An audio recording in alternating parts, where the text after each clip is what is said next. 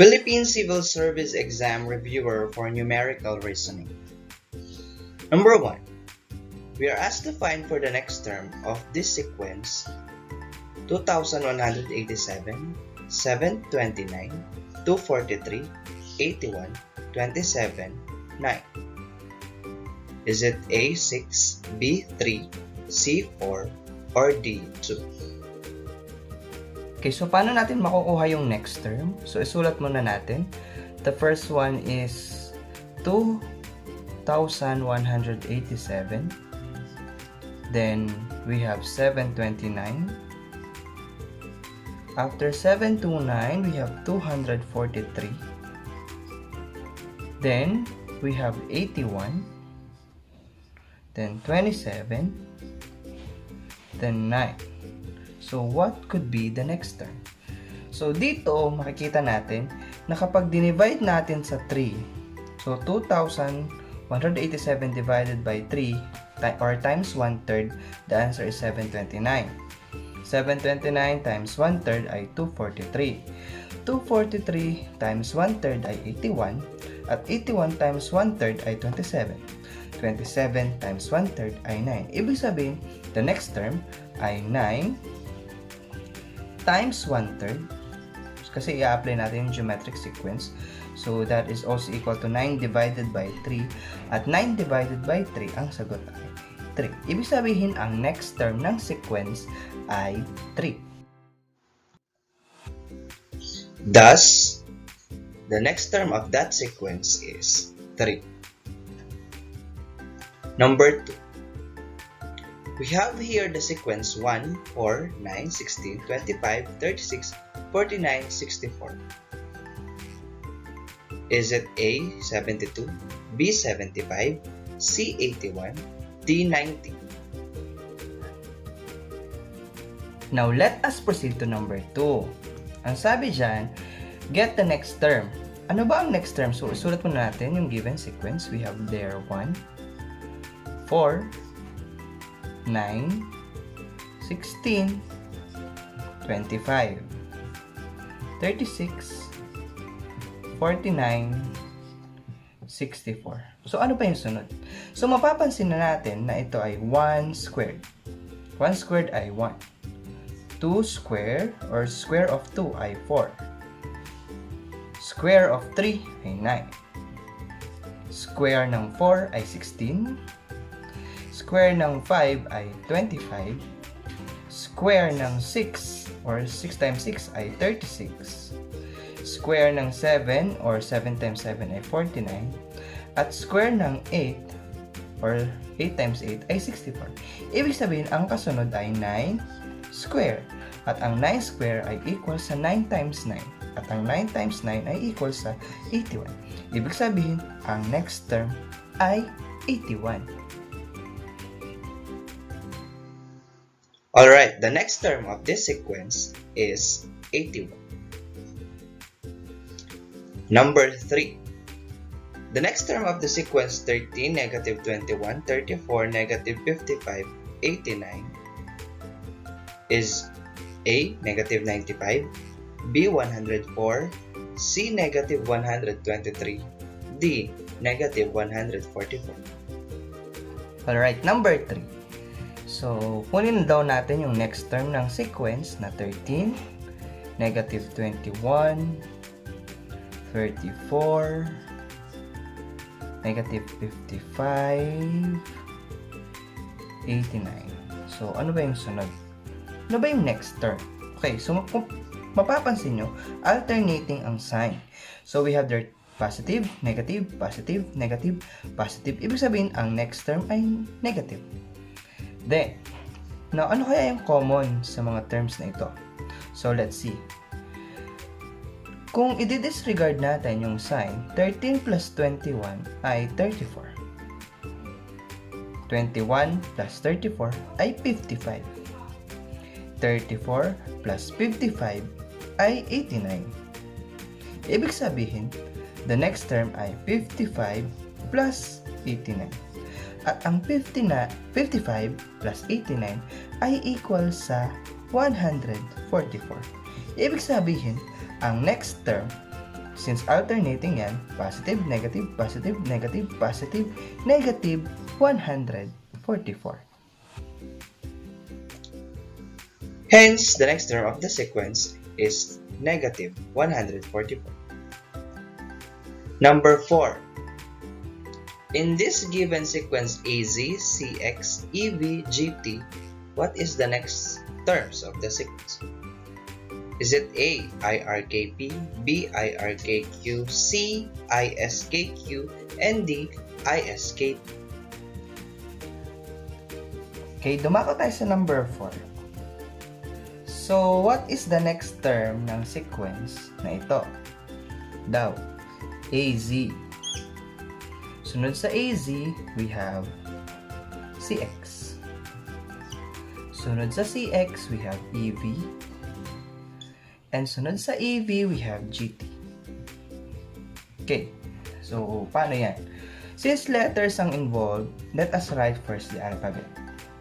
So we have A, B, C, D, E, F, G, H, I, J, K, L, M, N, O, P, Q, R, S, T, U, V, W, X, Y, and Z. Ayan. So, sinulat na natin. So, tingnan natin. After ng A, C. So, nawala yung B. After ng... So, let's bilugan natin yung mga unang letters. We have A. We have C. We have E. And we have G. Ibig sabihin, the next term is this, which is I. Now, tingnan naman natin yung second letter. We have Z, X, V, T. So, nagsimula sa likod. Tingnan natin. There we have Z. Then, X. After ng X, V. Then, T. So, naglikdang ng isa. Ibig sabihin, ang sunod ay R. Ibig sabihin, ang next term ay R. Okay? So, after IR, makikita natin ang sunod ay K. Then, we have there P. So, the next terms ng sequence ito ay IR, KP.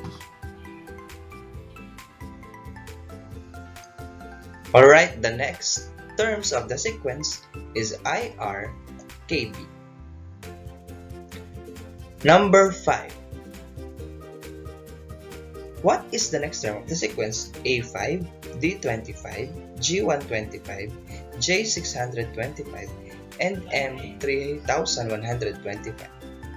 Is it A, P15525, B, P15625, C, O15525, or D, O15625? Okay, doon tayo sa number 5. The sequence ay A5, D25,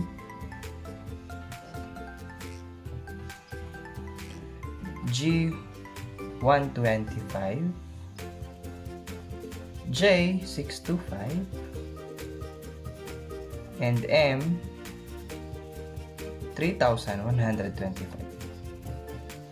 Okay. So, unahin natin yung mga letters A, D, G, J, M. Ulit, isulat natin yung alphabet. We have there A, B, C, D, E, F, G, H, I, J, K, L, M, N, O, P, Q, R, S, T, U, V, W, X, Y, and Z. Okay. So, pwede naman hindi nyo isulat kung alam nyo na yung pattern. So, nag-start sa A, sinundan ng D, then G, then J, then M. So, mapapansin nyo, naglilikdang ng dalawa. So, the next letter ay P. So that will be the next one. Then, tingnan natin yung sunod. 5, 25, 125, 625, 3,125. So, alam naman natin yan ay 5 raised to 1, 5 squared, 75 times 5. This is 5 cubed, 5 times 5 times 5, 5 raised to 4, 5 raised to 5. Ibig sabihin yung sunod ay 5 raised to 6. At ang 5 raised to 6 natin ay 5 times 5 times 5 times 5 times 5 times 5. Okay. So, 5 times 5 is 25, times 5 ay 125, times 5 ay 625, times 5 ay 3,125, times 5 ay 15,625. So, the next term ay P 15,625.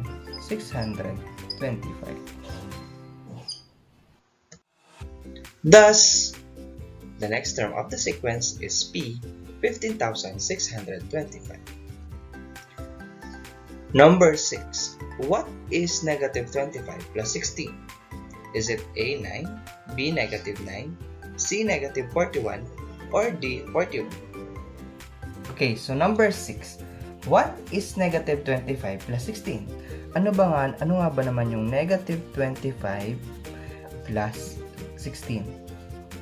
Okay, so they are integers. So, ang ginagawa dito, since makita nyo na magkaiba yung sign. Ito ay negative, ito ay positive. Kapag magkaiba ang sign, lagi nyo tatandaan, subtract. So, subtract natin 25 and 16. So, let us subtract. So, 15 minus 6 ay, so, borrow 1 from this, so that is 15, borrow 10 rather. So, 15 minus 6 ay 9. So, ang sagot ay 9 kapag sinubtract. Now, ano ang sunod natin gagawin? Now, titingnan nyo kung alin yung may larger number, larger absolute value. Okay? So, the number with the larger absolute value. Alin yun dyan? So, ano ang absolute value ng negative 25? So, that is 25. Absolute value ng 16, that is 16. So, alin yung mas malaki? Of course, yung 25. So, kokopyahin nyo yung sign ng may larger absolute value. So, that is negative. Kaya, negative 25 plus 16 ay negative 9. So, the sum of negative 25 and 16 is negative 9.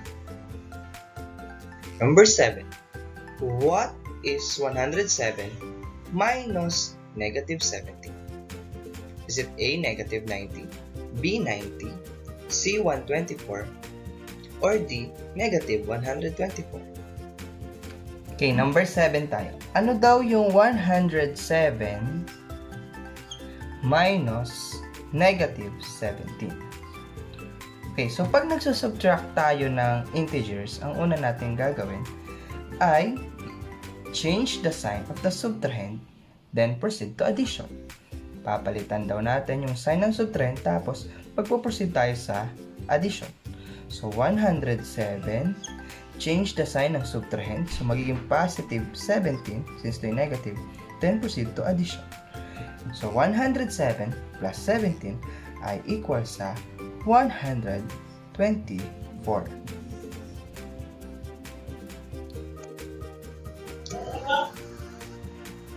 If we subtract negative 17 from 107, the answer is 124. Number 8. Negative 9 times negative 22 is equal to A, 198, B, negative 198, C, 31, or D, negative 31.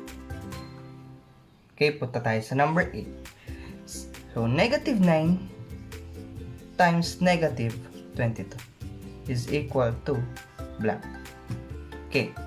So, ang gagawin nyo dyan, tatandaan nyo pag multiplication, pag magkapareho ng sign ang minultiply nyo, ang sagot ay positive. Kapag magkaibang sign ang minultiply nyo, ang sagot ay negative. Since pareho itong negative, so the answer will be positive.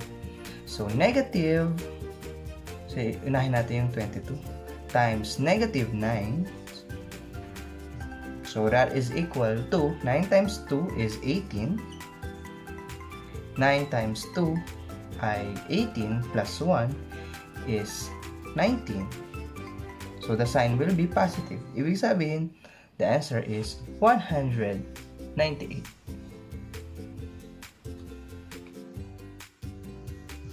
So the product of negative 9 and negative 22 is 198. Number 9. 21 times negative 4 plus 8 times negative 2 is equal to A1 negative 100, B 100, C negative 23, or D 23. Okay, number 9. So 21 times negative 4 plus 8 times negative 2 is equal to blank. Okay. So, anong gagawin natin? So, dito, 21 positive, 2 negative. Ibig sabihin, magkaiba ng sign.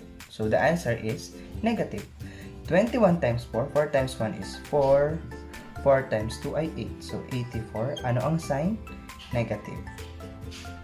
Then, plus 8 times negative 2. Alam naman natin magkaibang sign. So, the answer is 8 times 2 ay 16. So, negative 16. Okay.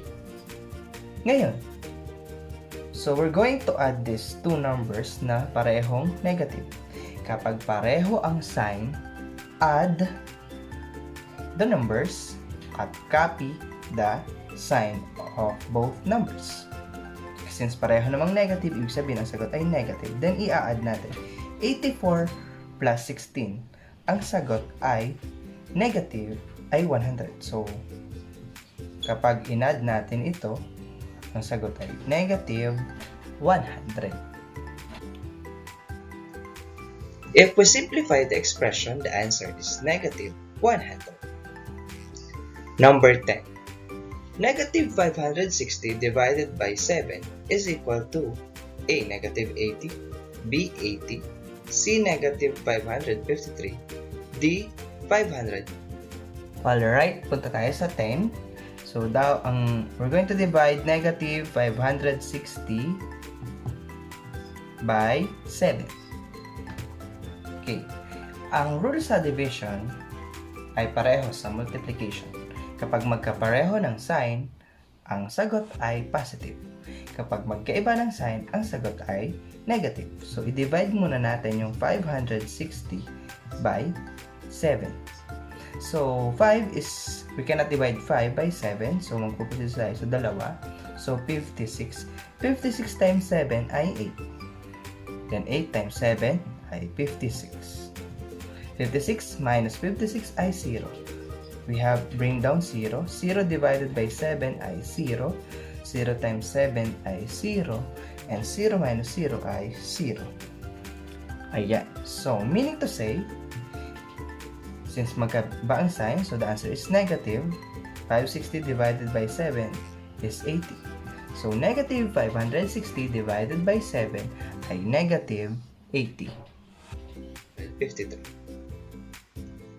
So, the quotient of negative 560 and 7 is equal to negative 80. Number 11. 6 over 8 plus 2.5 plus 4 over 12 is also the same as A. 1/2 plus 2.5 plus 1/4, B. 1/2 plus 5 over 2 plus 1 over 6, C. 3/4 plus 2/5 plus 1 over 64, or D. 3/4 plus 5 over 2 plus 1/3. Okay. So, 6 over 8 plus 2.5 plus 4 over 12 ay the same as, so tingnan natin, kapag ni-reduce natin to sa lowest term, so divide the numerator and the denominator by 2. So 6 divided by 2 ay 3, 8 divided by 2 ay 4. So naka-lowest term 3/4. Ito naman, since naka-mixed number siya, gawin natin siyang improper fraction. So 2 times 2 ay 4 plus 1 ay 5. So that is 5 over 2 plus 4 over 12. So 4 over 12 kapag ni-reduce natin sa lowest term, alam naman natin divisible yung numerator by 4, yung denominator by 4 also. So 4 divided by 4 ay 1. 12 divided by 4 ay 3. So ibig sabihin, ito ay the same sa 3/4 plus 5 over 2 plus 1/3. Alright, so the expression 6 over 8 plus 2.5 plus 4 over 12 is also equal to 3/4 plus 5 over 2 plus 1/3. Number 12, what is the least common denominator of 1/8, 3/4, and 1 over 16? Is it A, 4, B, 8, C, 16, or D, 2? Okay, 12. Ano daw ang least common denominator ng 1/8, 3/4, at 1 over 16? Okay. So, ano yung least number na pwede nating i-divide sa 8, 4, at 16? Okay. So, ano nga ba? So, alam naman natin na 16. Bakit? 16 divided by 8 ay 2. 16 divided by 4 ay 4. 16 divided by 16 ay 1. So, yung 16 ay ang pinakamababang number na pwede nating i-divide sa 8, 4. Na pwede nating i-divide pala yung 8, 4, and 16. So, the LCD is 16. 13. What is the greatest common factor of 36 and 54? Is it A, 6, B, 12, C, 18, D, 9? Okay, number 13. Ano daw yung greatest common factor ng 36 at 54? So, 36 at 54. Ang ginagawa ko dyan is prime factorization. So, dinadivide natin siya sa prime numbers starting with 2. So, 2. 36 divided by 2 ay 18. So, 18. So, pwede pa yan sa 2. 18 divided by 2 ay 9. So, yung 9 hindi na pwede sa 2. So, mag-proceed tayo sa next prime number which is 3. 3. 9 divided by 3 ay 3. And 3 is a prime number. So, sulat natin yung 3. So, 2 times 2 ay 4. Times 3 ay 12. Times 3 ay 36. Okay. Now, proceed tayo sa 54. Start tayo with 2. 54 divided by 2 ay equal sa 27. Divisible ba sa 2 ang 27? So, hindi. So, let's proceed to the next prime number which is 3. 27 divided by 3 ay 9. So, 9 is also divisible by 3. 9 divided by 3 ay 3. And 3 is a prime number. Okay. So, tanggalin natin itong sa taas. So, ngayon, kukunin natin yung common na prime numbers. So, common yung 2. Common yung isang 3. At another 3. Then, let's multiply them. So, 2 times 3 times 3. So, that will be the greatest common factor. 2 times 3 ay 6. Times 3 ay 18. So, ibig sabihin, ang GCF ay 18. Therefore, the GCF is equal to 18. Number 40. What is the sum of 1/2 plus 8 over 4 plus 6 over 12? Is it A, 15 over 12, B, 3 over 12, C, 3, or D, 3 and 1 over 12? Okay. So, ano daw ang sum ng 1/2, 8 over 4, and 6 over 12? Okay. So, tingnan natin. So, pwede nating i-lowest term muna ito para mas madali. So, that is 1/2 plus 8 divided by 4 ay 2. 6 over 12 ay 1 half. So, kung iisipin natin, 1 half plus 1 half ay equal sa 1 plus 2. And 1 plus 2 ay equal sa 3. So, kung gusto nyo naman na using LCD, pwede rin naman. Ano ang LCD? Yung 2, 4 at 12. So, 12. 12 divided by 2 ay 6 times 1 ay 6. 12 divided by 4 ay 3. 3 times 8 ay 24. 12 divided by 12 ay 1 times 6 ay 6. So that is equal to 6 plus 24 ay 30 plus 6 ay 36 divided by 12, and 36 divided by 12 ay 3. So, kahit anong gamitin nyo, it will arrive at the same answer. So, the sum of the given numbers is 3. Number 50. 3 over 9 times 2/3 is equal to A. 6 over 27, B. 2 over 9, C. 9 over 18, and D. 1 over 9. Alright, multiplication of fraction number 15. So we have there 3 over 9 times 2/3. Okay. So ang gagawin dyan, pwede nating i-cancel. Pwede tayong mag-cancel. Diba? 3 divided 3 ay 1. 1 times 2. Multiply the numerator by the numerator. So that is 2. 9 times 1 ay 9. And hindi na ito pwedeng i-lowest term kasi nasa lowest form na siya. So the answer is 2 over 9. Hence, the product is 2 over 9. Number 60.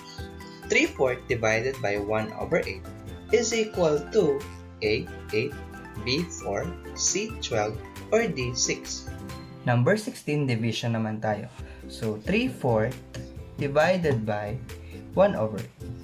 So kapag nagdi-divide tayo ng fraction, ang ginagawa is we're going to multiply this by the reciprocal nito. So magiging multiplication ang process times, ano ang reciprocal ng 1 over 8? So that is 8 over 1. Then pwede nating i-cancel ito. So 8 divided by 4 ay 2. So then multiply numerator by the numerator and denominator by the denominator. 3 times 2 ay 6. 1 times 1 ay 1. And 6 divided by 1 ay 6. So the quotient of the 3/4 and 1 over 8 rather is 6. Number 70. What is the decimal form of 3/4%? Is it A. 0.0075, B. 0.075, C. 0.75, and letter D. 0.00075. Alright, so number 17. What is the decimal form daw ng 3/4%? So, let's change first 3/4 into decimal. So, 3 divided by 4. So, 0. That is, we're going to add 0 here. 30 divided by 4 ay 7. 7 times 4 ay 28. So, 30, 10 minus 8 ay 2. So, 2 minus 2 ay 0. Then, let's add another 0. 20 divided by 4 ay 5. 5 times 4 ay 20. So, 20 minus 20 ay 0. So, ibig sabihin, ito ay equal sa 0.75%. And, after that, ang gagawin natin, alam natin yung shortcut, i-move natin yung decimal point papunta doon. So, since ito yung percent, dalawa, so that's 1, 2. So, the answer is 0.0075. So the decimal form of that is 0.0075. Number 18. Convert 3.4% as a fraction. Is it A. 34 over 100, B. 0.34 over 100, C. 3.4 over 1,000 or D. 3.4 over 100? Okay, so number 18. So let us convert 3.4% into fraction. So alam naman natin pag percentage, dinidivide yan sa 100. So that is 3.4 over 100. So the answer is 3.4 over 100. So the answer is 3.4 over 100. 19. What is the 1/4? Or rather, what is 1/4 in decimal? Is it A. 0.025, B. 0.25, C. 2.5, or D. 0.0025? So number 19, what is 1/4 in decimal? So ano daw yung 1/4 sa decimal? So it's simply 1 divided by 4. So 1 divided by 4 cannot be. So add 0. So 10 divided by 4, that is 2. 2 times 4 ay 8. 10 minus 8 ay 2. Then add 0. Bring down 0. 20 divided by 4 ay 5. 5 times 4 ay 20. And 20 minus 20 ay 0. So 1/4 is equal to 0.25. If we convert 1/4 to decimal, the answer is 0.25. 20. What is the ratio of 1/2 to 2/5? Is it A. 3:4, B. 5:4, C. 1:3, and D. 2:5? So number 20, what is the ratio of 1/2 to 2/5? So kapag ratio, alam naman natin, we're going to divide 1/2 divided by 2/5. So kapag division, the process will be change the denominator into its reciprocal, then proceed to multiplication. So times 5 over 2. So walang pwedeng i-cancel. So let's proceed. Multiply the numerator by the numerator, then multiply the denominator by the denominator. So 1 times 5 ay 5 over 2 times 2 ay 4. Ibig sabihin, ang ratio ay 5:4. So the answer is 5:4. 21. 2.12 multiplied by 10 to the 6th power is A. 212.000, B. 2,120,000, C. 212,000, and D. 21,200. So number 21.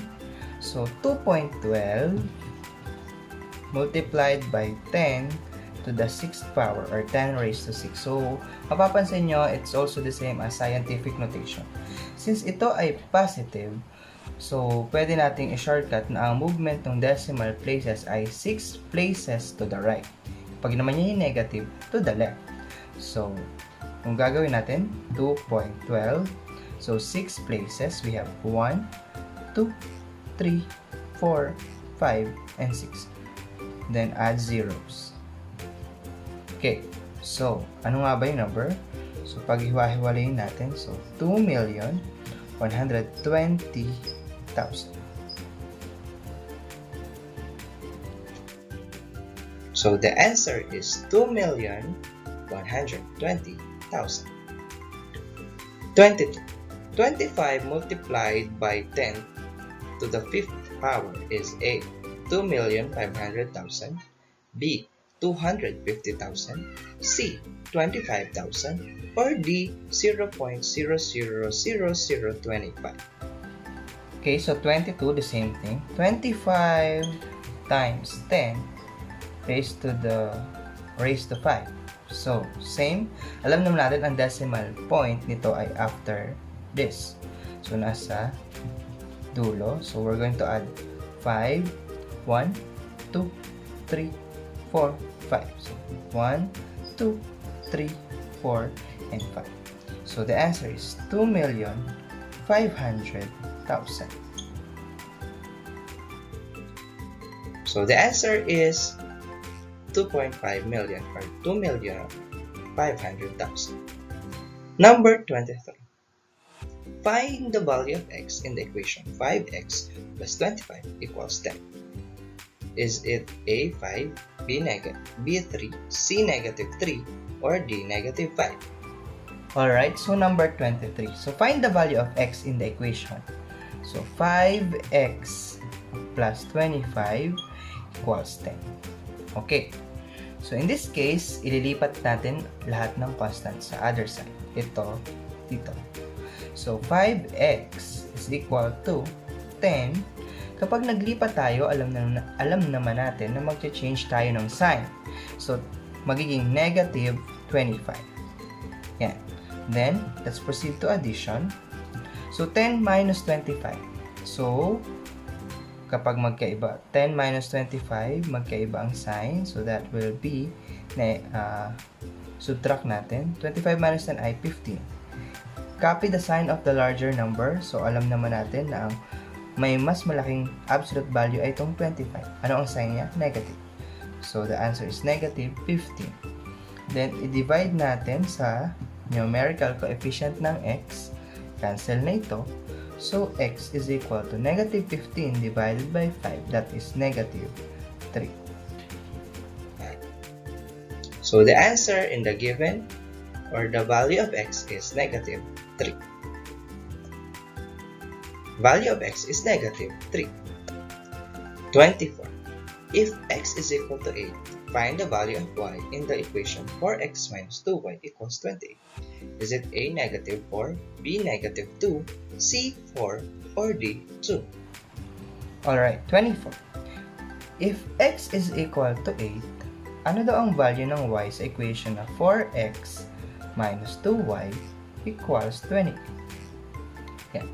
So, let us substitute the value of x in the equation. So, 4 times 8 minus 2y ay equals to 28. So, 4 times 8 is equal to 8, 16, 24, 32. Minus 2y equals 28.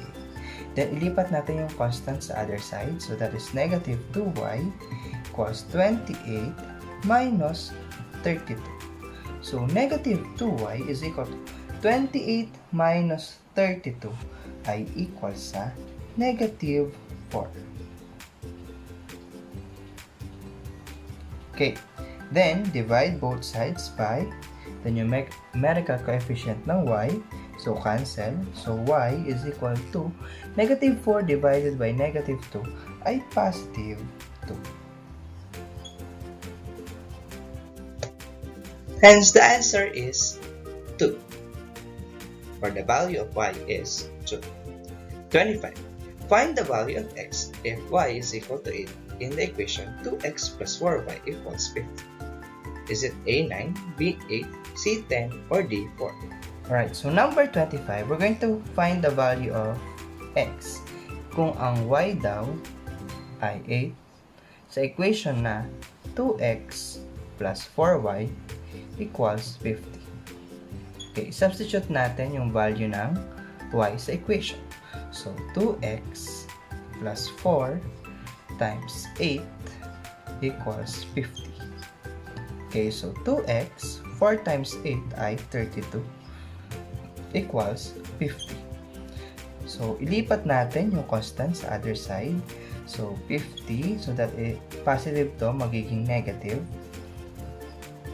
Then, let's subtract. So, 50 minus 32, that is 18. Divide both sides sa numerical coefficient ng x. So, cancel. So, ang value ng x ay 18 divided by 2, which is equal to 9. The value of x is 9. 26. Kit is twice as old as his friend Sam. Sam is 5 years older than Kara. In 5 years, Kit will be 3 times as old as Kara. How old is Sam? Is it A, 2 years old, B, 3 years old, C, 4 years old, or D, 5 years old? Alright, so in this number, bago natin masolve, let's create first a table. So we have there Kit, Sam, at Kara. Yan. So, ito ang ating mga tauhan sa kwento. Alright. So, Kit is twice as old as his friend Sam. So, Sam is X. And Kit ay twice as old as Sam. So, 2X. Then, Kara or Sam is 5 years older than Kara. Ibig sabihin mas matanda ng 5 taon si Sam kay Kara.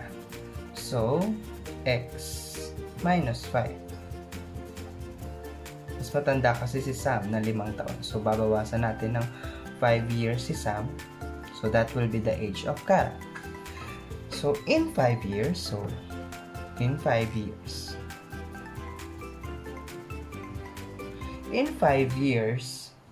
Kit will be 3 times as old as Kara. So, ilang taon daw si Sam? So, kung nag-add ng 5 years, so, ang edad nila ay 2x plus 5, ito ay x plus 5, ito ay x minus 5 plus 5, so, negative 5 plus 5 ay 0, so, x na lang. So, sabi, Kit is 3 times as old as Kara. So, 2x plus 5 is equal to 3x. So, 3 times as old daw as Kara. So, si Kara ay x, si Kit ay 2x plus 5. So, let's solve for the value of x. So, 2x, ilipat natin yung terms na may x sa kabilang side. Kapag nilipat natin yan, so that is negative 3x. Then, ilipat natin yung constant sa kabila. So, 5. That will be negative 5. 2x minus 3x ay negative x. Is equal to negative 5. Then, divide both sides by negative 1. So, alam naman natin na may numerical coefficient na to, ito na negative 1. Negative x divided by negative 1 ay positive x. Negative 5 divided by negative 1 ay 5. Ibig sabihin, Sam is 5 years old.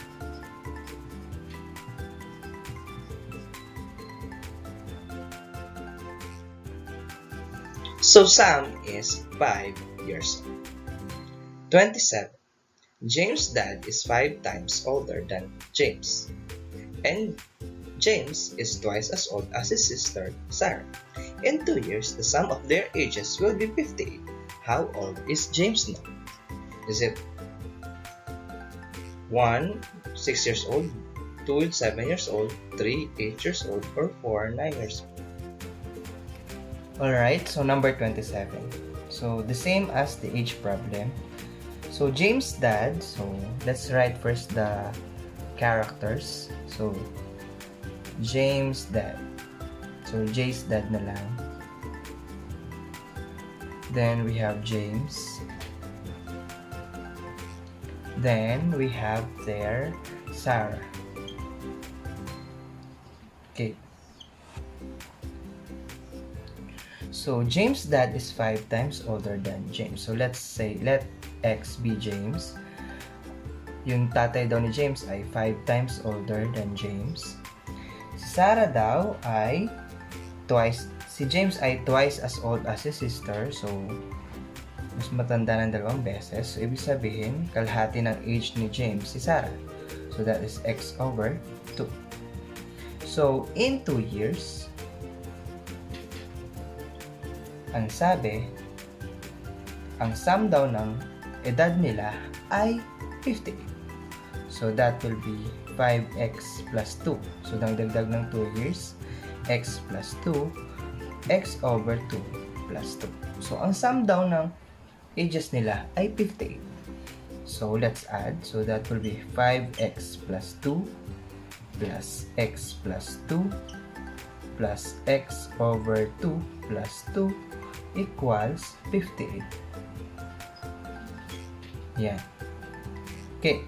So, let's combine first yung mga x. So, that is 5x plus x ay 6x plus x over 2. 2 plus 2 plus 2 ay 6 equals 58. Then, lipat natin yung 6 sa kabila. 6x plus x over 2 equals 58 minus 6. So, pwede rin natin i-LCD. Anong LCD nila? Ito ay 1. So, the LCD ay 2. 2 divided by 1 ay 2 times 6x ay 12x. 2 divided by 2 ay 1 times x ay x. Equals 58 minus 6 ay 52. Okay. So, 12x plus x ay 13x. Cross multiply na tayo. Equals 2 times 52 ay 104. Divide both sides by the numerical coefficient, which is 13. So, x is equal to 104 divided by 13 ay 8. Ibig sabihin, James is 8 years old.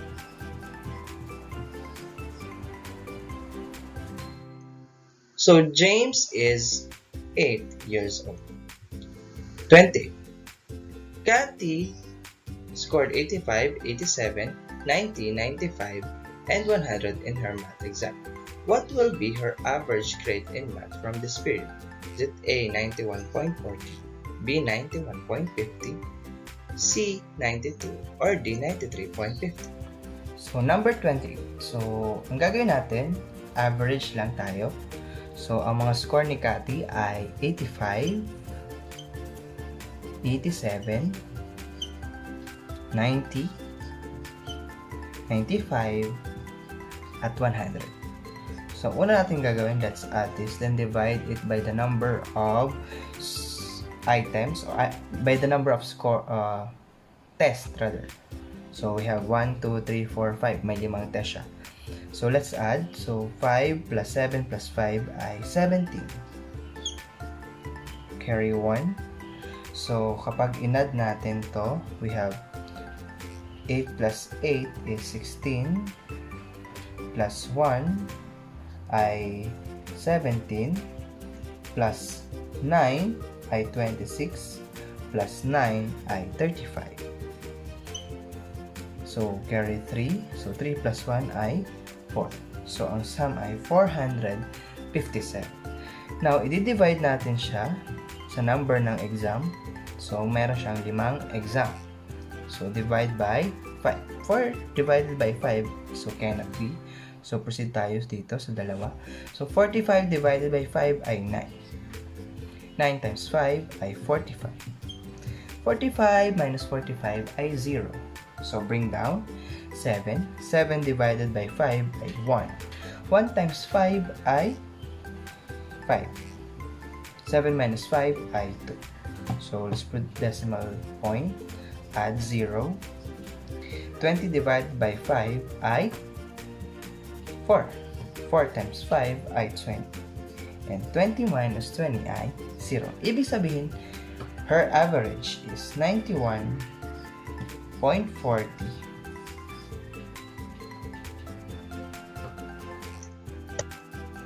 Her average is 91.40.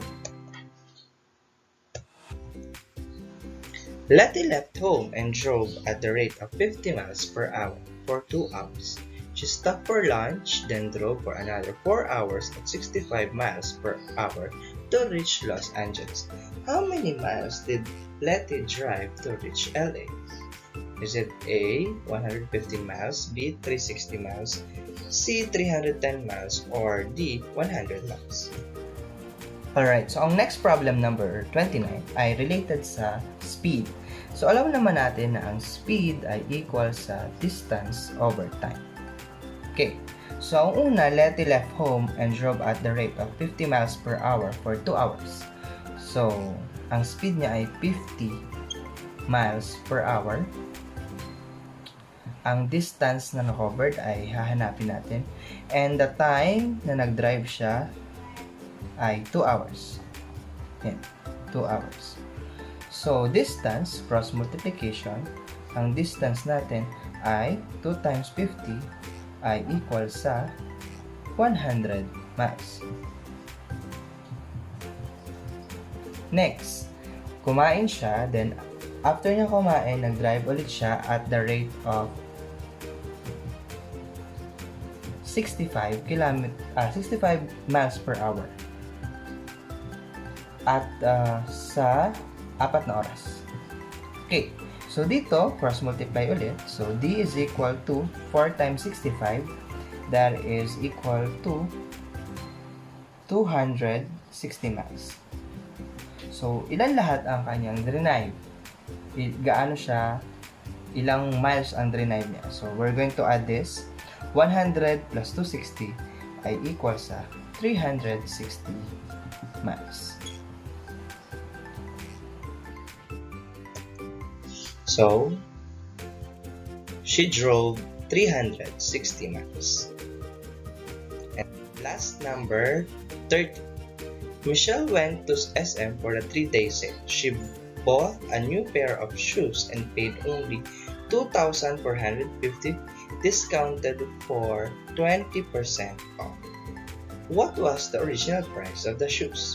Is it A, 3,062.50, B, 3,260.50, C, 3,620.50, or D, 3,026.50. Alright, so last number tayo, 30. So, Michelle went to SM for 3-day sale.